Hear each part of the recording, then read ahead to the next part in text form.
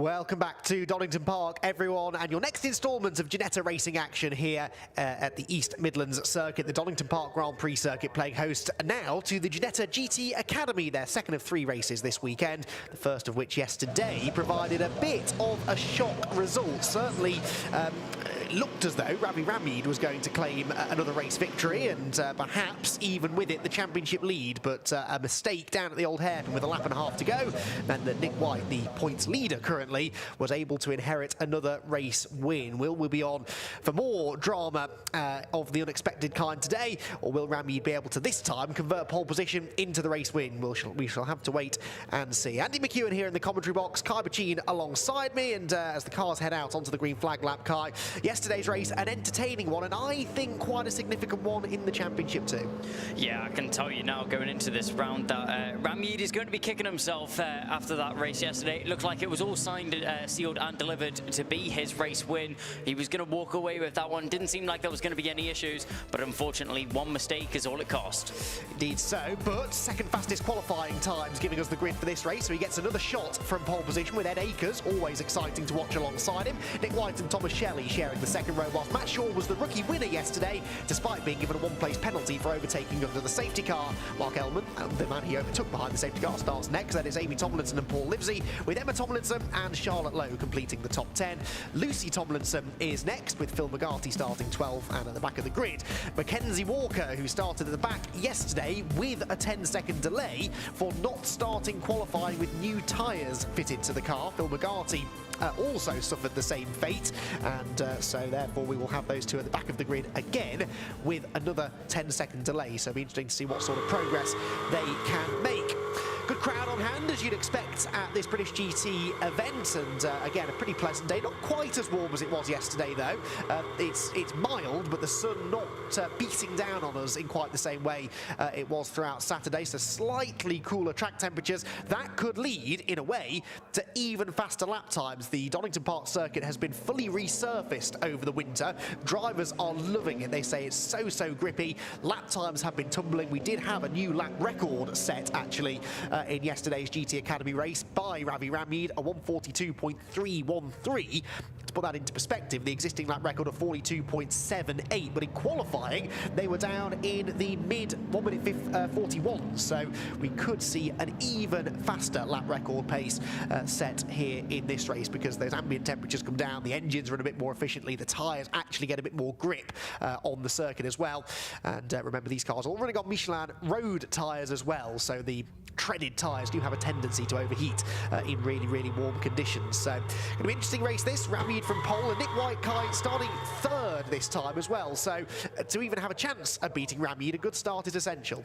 Yeah, he won the race yesterday, obviously out of that mistake that Ramid made just in the midsection of the lap. But starting in third position, he's definitely not out of the shout as well. He'll be on the inside line going down into the turn 1 of Redgate, so there's no reason to count him out of this race at all.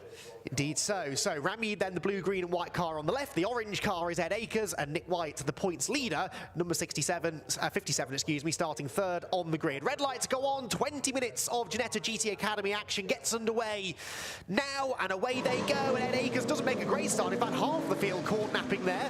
We've got Mackenzie Walker, of course, with his 10-second delay at the back of the field, not moving yet, but it will be Ramid who leads them into Redgate corner, with Nick White up the inside of Ed Akers and Thomas Shelley trying to go the long way round. The green car of Shelley ducks back in line. White goes second, and as wide goes Akers, I suspect that Thomas Shelley, well, he's not only going to get third, he's going to have a pop at getting past Nick White as well. Side by side for second through the Craner curves, and already Ramid making an escape. There's a bit of contact made there between White and Shelley as they head through the left-hand element of the Craners. Shelley's got the inside for the old hairpin. He will go through, and Nick White suddenly on the back foot. Yeah, Nick White, after what looked to be a great launch off the line, got himself in a second position. Doesn't want to give up that position very easily, but he's going to have to in the end, as Shelley gets himself up at a second now. And we're looking in the midfield as the battle is still continuing on. That's the number 20 getting involved in this race. Obviously started in second position. That's Akers now sitting in third. But what a start it was from Shelley, all the way from fourth to second in just a span of a couple of corners there. One of the bollards already been taken out on this first lap. It's not a huge surprise, to be honest, is it? We've seen these drivers really really pushing the limits all weekend long. But you're right though, great start that by Shelley, and really sensible through turn one. Instead of trying to go right round the outside of two cars, focused on getting that exit, nipped up the inside of Akers and got Nick White as well. Nick White there dipping two wheels on the dirt coming out of the Fogarty S's as Akers dives to the inside now. Shelley to try and reclaim second place. Thomas Shelley looks like he's struggling with cold tyres on this first lap. He's had a few moments exiting corners and a big lock up there going into the Melbourne hairpin. That allows Akers to go through and Nick White potentially to reclaim that third position. You're riding on board with Mark Ellman as again Shelley locks up into Goddard's. Perhaps he's even flat spotted a front tyre now. Nick White will get the over-under and slip through, and now the rookie class leader Matt Shaw joins in the battle too. Yeah, it looks like here Shelley may not have just been able to get his brakes up a temperature. One driver peeling off into pit lane, that's Ellman. What's happened there to Mark Ellman? Obviously some damage or some problem with the car there, meaning that he's going to have to pull into the pit lane and get that looked at by his team. Maybe have to retire the car if it's bad enough.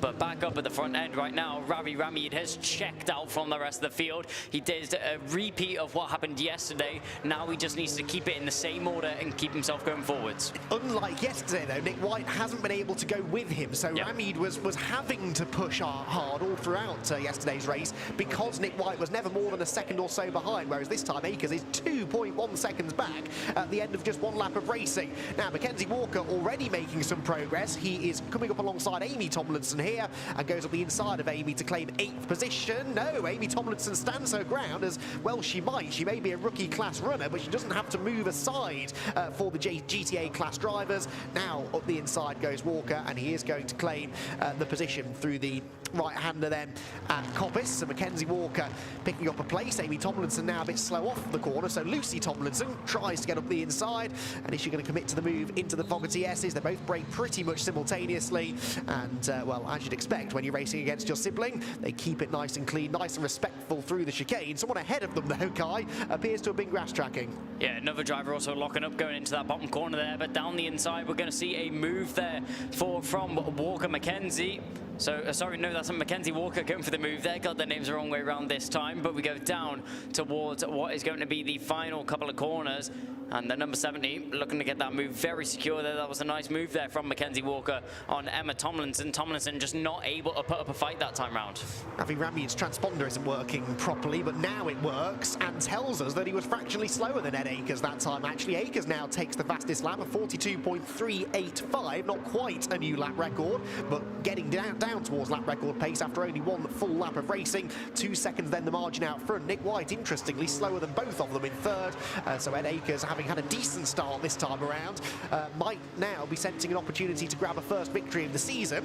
He's not in his first season of racing with the GT Academy, is Ed Akers. He's always been quick, and if you want action and excitement in these Academy races, you could do worse than to follow this orange number 20 car. He always seems to be in the thick of the action, does Ed, but actually having a pretty clean and uneventful race so far is giving him a good shot at going for, at the very least, a podium, maybe even a race victory. In the sectors on this lap, we can't compare him to Ramid because of that transponder issue, but Nick White actually a 10th faster than Akers in sector 1 and 3/10 faster in sector 2. So Nick White now coming to the good as he gets some heat into the Michelin tyres. There goes Mackenzie Walker up into 7th place, and that means that now the next car ahead is for class position, and that car will be Paul Livesey, the number 31 car. That car damaged badly by going backwards over those sausage curbs that you can see through the chicane yesterday, and the team were up through most of the night, I hear, trying to get the car repaired. Leaders through Goddard's again then, and Ramid not necessarily extending the margin here, Kai, but doesn't appear to be being reeled in on this particular lap. No, Ramid not in a bad position at all. We obviously, as you just mentioned, he's not extending his gap, but not being reeled in by Akers in behind, so no need for him to actually worry about what's going on. As long as he's maintaining that gap and maintaining a bit of breathing room that he has to the driver behind him, there's no reason for him to worry about what's going on. Ravi Ramid then through to lead another lap. Nick White this time has done a 42.147, which is a new lap record, and closes now to within a second of the race leader, as there Amy Tomlinson tries still to find a way past Emma Tomlinson, Lucy Tomlinson in the background, so the trio of Tomlinsons finding each other here at Donington Park. Whilst further down the road, that is a big dive from Mackenzie Walker, full commitment required there through the old hairpin, and he does now move into 6th place overall. That is 5th of the GT Academy class cars, you score points within your class, so it's not your overall finishing position that matters particularly, it's where you are in relation to the others who run in your class, and so that was worth an extra point or two. The next car is Matt Shaw, the rookie leader, but if Mackenzie Walker can clear him quickly, he might have a chance of getting after Thomas Shelley, who is the green and yellow car coming towards us. Not for the first time this season though, Matt Shaw mixing it with the GTA class drivers. He has been really, really rapid all season long, the runaway points leader in the rookie class, and once again showing that he's got overall top 5 pace here today. Yeah, the number 70 there, Mackenzie Walker, absolutely flying on the circuit right now, making overtake after overtake. As soon as he arrives onto a driver in front of him, he'll get that move done as soon as possible. We're looking at the 11 and the 47 right now. That's Amy Tomlinson all over the back of Emma Tomlinson. So the two sisters will be fighting it down out on circuit. We go down towards the Melbourne hairpin. Maybe a move into Goddard's. A great exit there from the number 11 in the background. Down towards Goddard's. Will there be an attempt for an overtake on the inside here? Amy Tomlinson looks for it, but well defended there by the 47. Emma Tomlinson just about holding on to it for now. We're around the final corner and go down the straight to mark another lap. Penalty handed out already to Phil McGarty. It is for a jump start, so a 10-second penalty being applied to the number 81 car for jumping the start. Also Thomas Shelley being warned about track limits already. That's the least of his worries right now, because he's got Matt Shaw hounding him as they drop down into the old hairpin. 13 minutes of racing to go, so we're about a third of the way through this one, and Shaw perhaps just dipping his left side tyres a bit too far beyond track limits there. Clearly quicker than Shelley, weaves from the right to the left, can't quite get alongside through Schwant's curve though, and Thomas Shelley holds on to the position for now. As that battle rages on, so too does the fight for second place. Ed Akers well and truly under threat now from Nick White. Yeah, just noticed there out of the corner there, making a little mistake was Thomas Shelley, just nearly losing the rear end. You can tell that the pressure being placed on him right now by Matt Shaw is definitely getting to the driver at the cockpit. We're looking at these two now going down towards the S's. The 57 of Nick White putting loads of pressure on the back of Akers right now. A little bit wide there, but kicks up a little bit of grass and dirt as well as we go down towards the back straight, towards the Melbourne hairpin as well. Keep an eye on the battle in the background. That's very tentative under the brakes there. Just about keeping it on the limits right now is Matt Shaw, as he's pushing as hard as possible to try and get past Shelley in front of him. And it looks like he's going to go for the move down into the Goddards, or he'll pull to the inside at least, as there's a big issue there for the number 11. That's going to be Amy Tomlinson. We saw her battling with her sister Emma earlier on, so maybe a collision between the two siblings. There was, I think, a bit of damage down the left-hand side of that car, but whether that's cause or effect, I'm not so sure. Matt Shaw, by the way, has the new lap record, a 141.876. Not bad for a rookie driver. He has closed in on Thomas Shelley as a result of that fastest lap that he set a lap ago. As here we get an answer about what happened to Amy Tomlinson. Through the left at the chicane, she looks okay. Then through the right, clobbers the curb on the inside. Damage was already there on the left-hand side of the car. So this looks like it's going to be just a simple loss of traction coming out of the corner. Watch for that left front wheel. It's suddenly turning to the left as she tries to steer into the slide.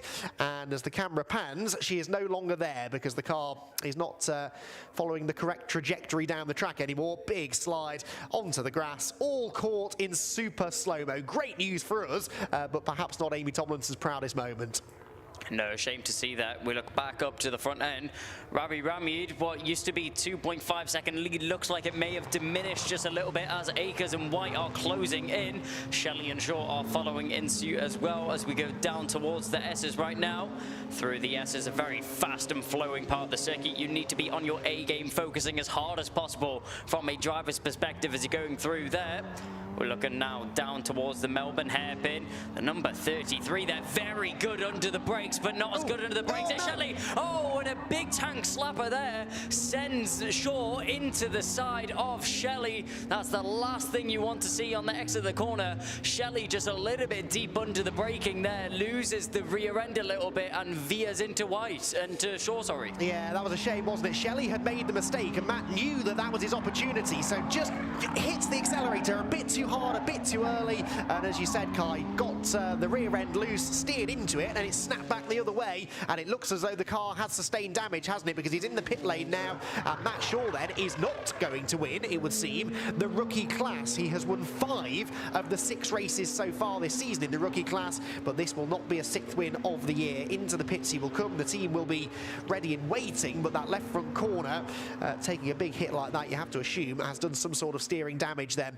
So Ravi Ramid leads the way, 2.5 seconds the gap back up to, and he now reclaims the lap record away from Matt Shaw. So it wasn't a good lap for Matt, that was it. Loses the lap record, has the contact, and perhaps now is facing retirement. The team will take that left front wheel off and try and analyse exactly what's going on underneath. Emma Tomlinson, meanwhile, now moves into the rookie class lead. So Emma Tomlinson, who hasn't had a class victory so far this season, is now perhaps on the verge of doing so. Her lap times looking decent as well. She's being matched by Lucy Tomlinson in second place, but there are 3 seconds between them. So Emma Tomlinson, as long as she doesn't make any mistakes, could now be on the course for her first class win of the year.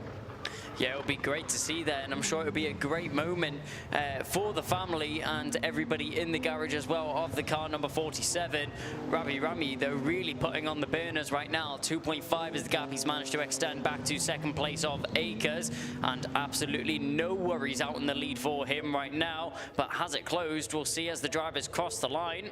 We'll have a look. Obviously, Ramid's transponder not working the best. 1.5 seconds is now the gap that separates them. So 1 second pulled out of Ramid on that last lap. Because Ravi had a bad lap. His previous best, remember, a 41.7. That last one was a 43.0. So it wasn't a bad lap from Ed Acres, within a couple of tenths of his previous best. But Ramid, I suspect, had a moment somewhere on that previous lap. And that's concerning because he did make that mistake late on in yesterday's race when Nick White was a similar distance behind him to what Ed Acres is at the moment. Caught a glimpse there of Matt Shaw grimacing in the pit lane as he explained to the team what happened. He did promise me before the race that he was going to provide some excitement in this one, and well, he has absolutely delivered, but sadly hasn't managed to keep going to the end this time.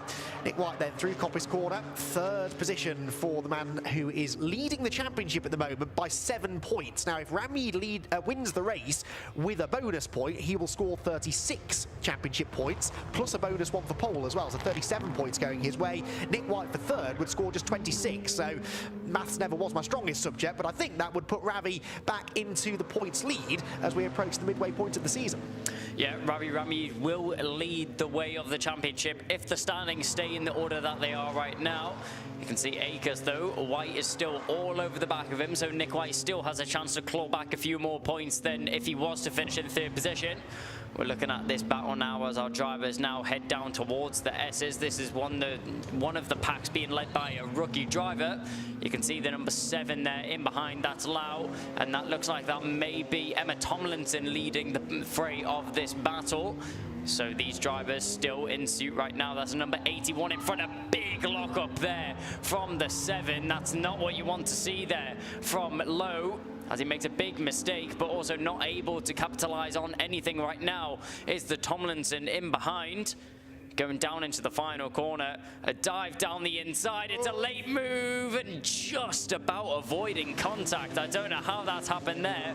Lowe just about staying out of trouble. Yeah, Phil McGarty was turning into that late apex whether Charlotte Lowe was there or not, and thankfully Charlotte realised that and got her nose out of the gap. She's back up the inside again now through Redgate, and once again Phil McGarty with the wide sweeping line going into the turn, gets the better traction off the corner and just gaps the number 7 car slightly. McGarty, remember, has got this penalty to be applied as well. It's clearly not been added on to his time just yet, so he's essentially behind these cars anyway on corrected times, but Charlotte Lowe and Amy Tomlinson behind, battling over 2nd place in the class.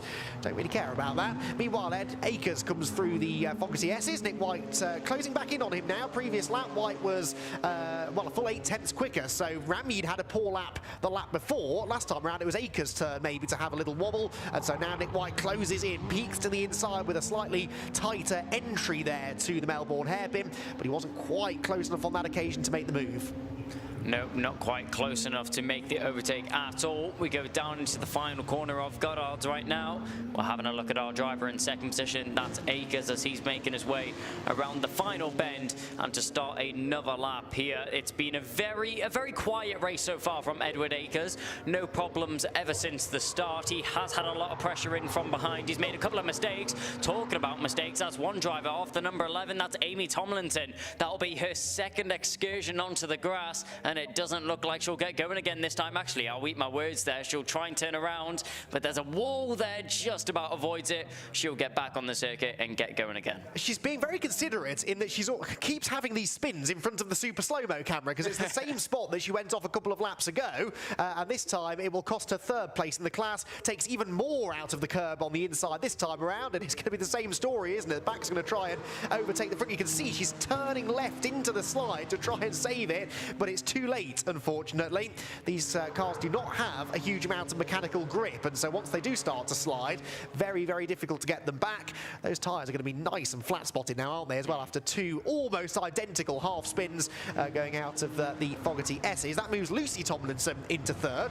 The one good thing is that if one Tomlinson has a problem, I'm almost guaranteed that another one will benefit from it in some way, and Lucy has now moved into third place within that rookie class. 3 minutes 20 to go then. Ravi Rami looking, touch wood, comfortable out in front now. Ed Akers 2.1 seconds back at the start of the lap, and I feel now becoming more preoccupied with what's going on behind him than chasing after the race leader in front. Well, you're saying that, but Ravi Rami did lose 0.5 of a second on that previous lap to Akers in second position. Akers does have a lot of pressure from Nick White in behind, but it doesn't seem that he's too worried about the 57 in behind him. He's actually focused on pushing as hard as possible to try and catch onto the back of Ramyeed, because of course second position is good, but I'm sure he would definitely prefer first. Oh, absolutely. Oh, Lucy Tomlinson had a spin now, so the Tomlinsons just sort of handing each other that third place in the class. Amy presumably has gone back through, although maybe not. She was 21 seconds back, so not sure how much time Lucy has lost from that spin. I think exiting Coppice Corner that was. Leaders down through the Craner curves for what will likely be the penultimate time though, and Ravi Ramyeed again fractionally slower than the two behind him on the previous lap. He did a 42.4, it was a 42.2 for Akers and a 42.3 for Nick White. Not a lot to choose between these three.